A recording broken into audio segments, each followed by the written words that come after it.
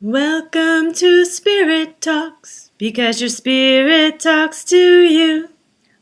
Hello and welcome to Spirit Talks. I'm Susie Beiler. And I'm Maximilliam Haver. Today's Spirit Talk topic is world events. Thanks for joining us and enjoy.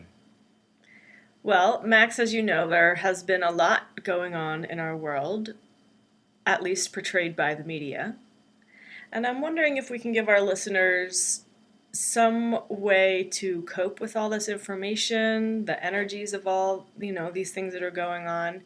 How do you approach, when you hear, oh, there was bombings here and shootings there? Like, what is your approach to keep your vibration high? Well, I just understand that these are events that are playing out in the world and in people's lives because that's part of where their paths are crossing. And it's the choices to act out that violence, that destruction, that anger. It's an outward expression of what people are feeling inwardly, right? Mm-hmm. And that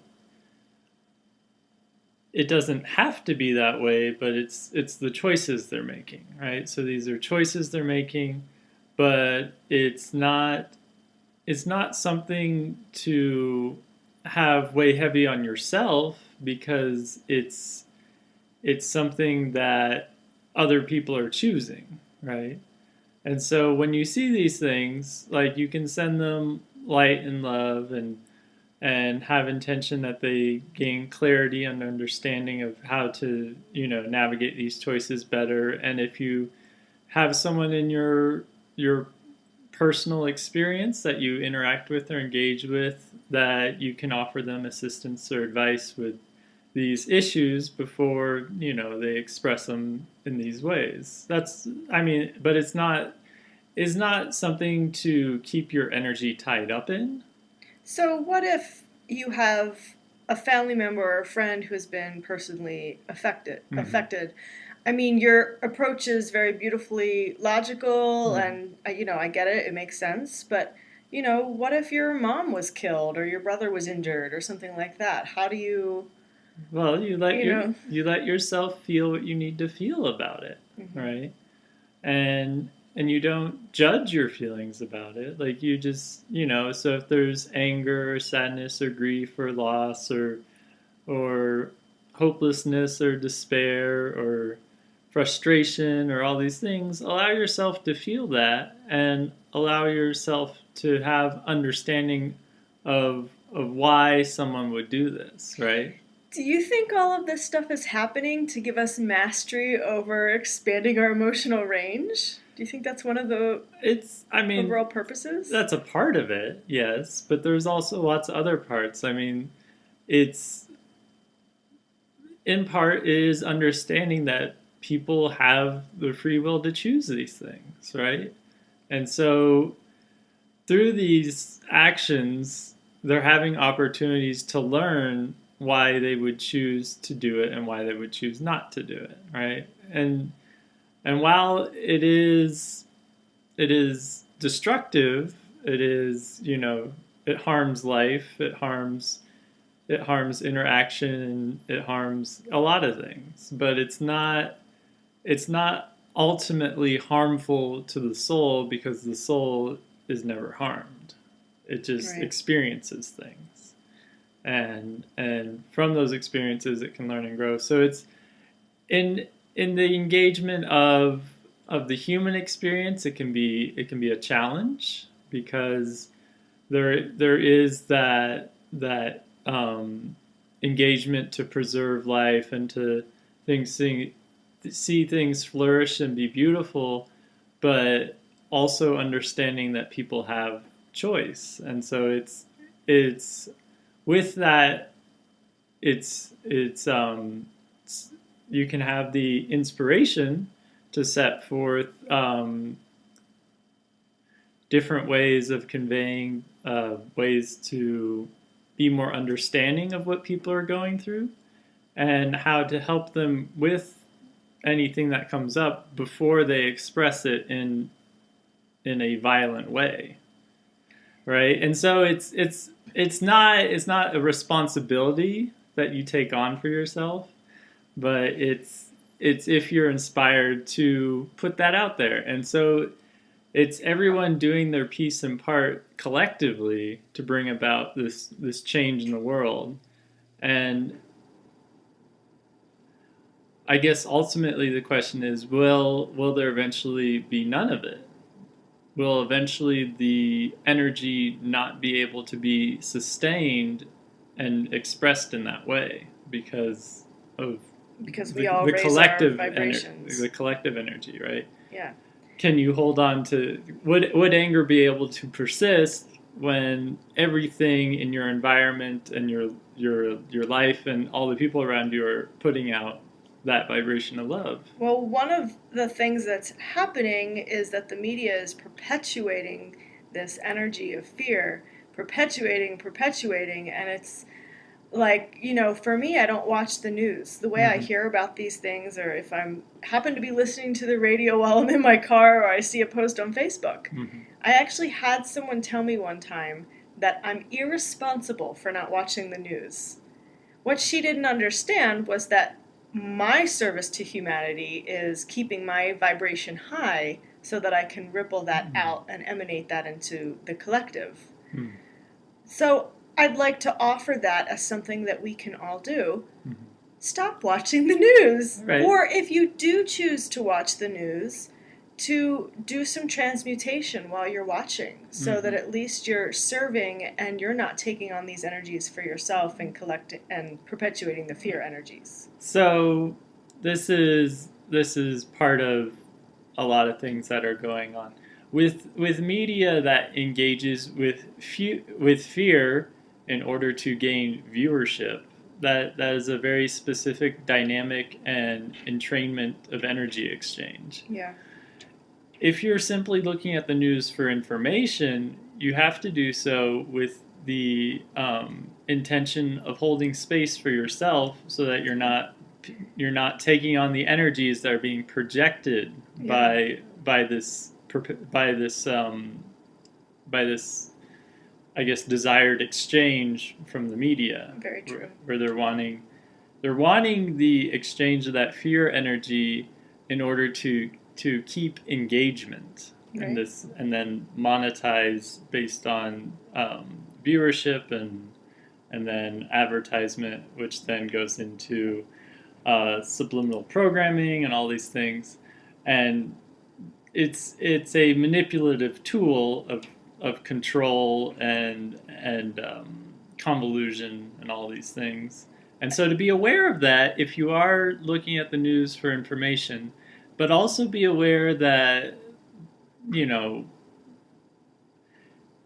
it's not necessarily required for you to have all this information. You can be aware that, yes, there are shootings going on, and there are bombings going on, and there are wars going on, and there are tragedies going on, and this has been going on not just this year or the past 10 years, but for thousands of years. Right.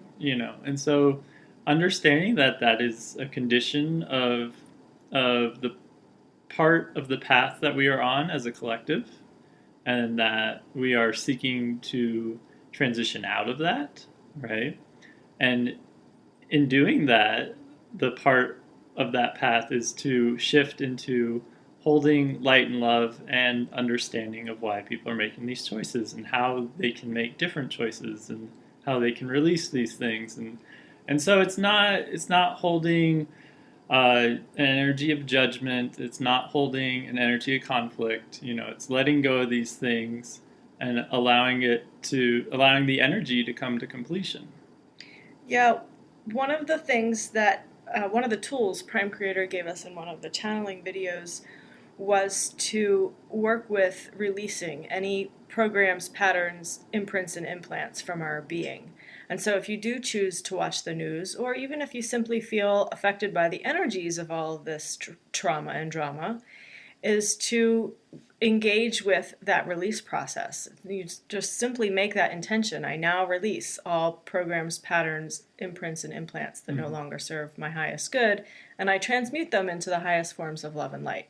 It's pretty easy. I mean, it doesn't have to be a whole big process. So that's something I would like to offer to our listeners that they can use. That's a tool that they can use if they are watching the news or feeling the energies. And you'll actually find as you work through a lot of these energies and issues that you just have no desire to watch news or engage with these energies. I mean, you're aware that they exist. You see it in social media. You hear about it once in a while from a person in your social engagements, but it's not something that attracts your energy anymore simply because you've released and worked through that. That's right. And it's served its purpose. You learned its lesson, and now you're transitioning to a different experience. And you'll find that it's reflected a lot in your experiences in life as you let go of these things. Now, some people say that none of this stuff is actually real, that it's all made up, that it's staged, that it's staged in the newsrooms, that they hire actors and actresses to act out certain things.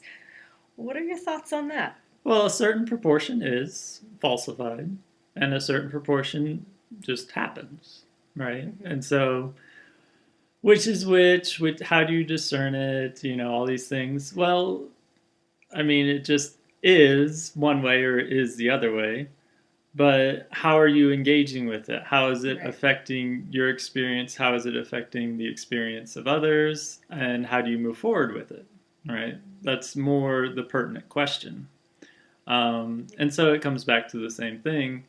If it is affecting you directly, like a family member or a situation like that it would, you would feel what you need to feel, and you would come to terms with, why it occurred, how it occurred, and understand that, yes, there is a lot of particular manipulation with it, and particular agendas that are being pushed forth, and not to allow that to have power over you. Right. So it's not just the, that dense experience weighing on you, but it's also this projected energy that is very intentional from particular agendas from particular people. And their interest is, power and control and these things, and that's what they're working through, right? So it's not just, seeing them as this dense energy, but understand that they're working through that, and they're not having understanding of that yet. And so it is, something that we have to work through collectively because of how we share in this world. But it's ultimately it's not about defeating someone or overthrowing someone. It's about completing those energies and everyone learning their lessons and moving forward with that. If the collective simply won't sustain that energy, then they won't be able to function. And so as you give in less and less to the fear energy, they begin to have less influence. That's right. Right? And you'll be surprised the sort of things that happen. Like, it could be that within that energy, their associates start to turn on them because it raises that particular conflict narrative amongst themselves. It could be synchronicities where particular tools or instruments that they're using no longer work or function. Like, there's a lot of interesting things that can come up when the energy won't support it. Right. Right? That'll be very interesting to see as we move forward on this path. This conversation feels to me like a call for deep compassion. Compassion for ourselves, compassion for the beings working in density in the newsrooms or wherever. They're, like you said, they're on their path as well. And they probably need a lot of compassion right now because to be inundated with that much density has got to be challenging for them. Compassion for the greater world at large. If people are experiencing these tragic events and are personally affected, they are very vulnerable right now and need our love and compassion Mhm. and support. And I think I mentioned self-compassion, right? Mhm. If not, I'll come back to that, because that's huge. When we can have compassion for ourselves, then we can have compassion for others from a very true and real space. Mhm. And so it just feels like, wow, this is really a time for us to immerse ourselves in compassion, get familiar with what that's all about, and exercise that in our lives. Yeah. And so with that, it's definitely um, a choice as to where you put your energy and focus. If you focus on yourself and your own growth, if you focus on sending compassion and love, if you focus on, developing awareness and putting that out there, if it just depends on your path and what resonates, and not to judge yourself or feel guilty about any of these paths or choices based on anyone else's paths or choices. Just having Right. understanding of how your part is for you, and that you go forth with what resonates with you, and not to engage with anything that pulls you away from that. And if you do come across that, not to judge yourself for it. Like, you just simply, what I come back to whenever that occurs to me is that I simply forgive myself for all my thoughts, for all my feelings, and for all my actions that I've been engaging with that are, heavy or dense or any of that. I release, my tension in my body, my mind, and my heart. Mm. And from that space, I then sit in clarity. I'm like, okay, what is it that I'm wanting to choose and go forward and grow with and expand and put forth a positive creative energy, right? And so from that clear space is where you can move forward and not be stuck in that sort of cycle of things. Wow. I hope you guys heard what Max just said, because he just gave you some beautiful tools to use to get clear and to feel at peace. Thank you so much for this conversation. Is there anything else that you wanted to share? So a large majority of the energy that you'll run into that brings up negative emotions or negative thoughts is going to be that distrust leading to fear. And so it's learning to trust yourself on your path, learning to trust your guidance, learning to trust your intuition and your feelings, that resonate with you. If you're holding dense feelings, be aware of what it's you can learn from it, but don't get caught up in the cycle of it, right? And so feel what you need to feel and move through that. And also be aware of distraction energies. This is, energies that perpetuate themselves. The common ones would be types of entertainment that are perpetually in cycle. And so, this will be engaged with narratives of drama, with Hollywood actors, narratives of music industry or video game industry or movie industry, any of those entertainment sort of energies. Try and perpetuate a cycle of engagement so that you're not focusing on your inner growth.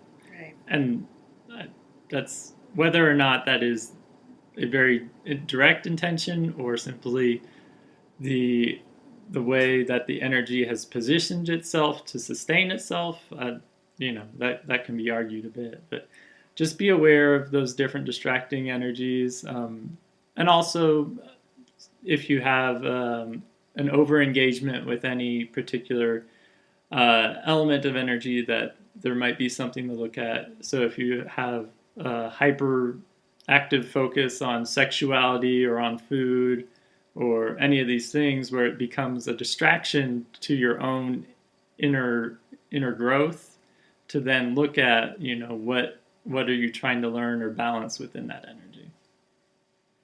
Excellent. Mm-hmm. Well, reflecting back on this conversation, this might be one of those conversations to listen to more than once because there were lots of little nuggets thrown in that have a lot more to do with what's going on in the world and more to do with how we can move ourselves forward on our paths. So I invite you to listen to this conversation more than one time. Thank you for joining us, and we'll see you in another episode. May you find peace in yourself and find peace in the world as you go forward.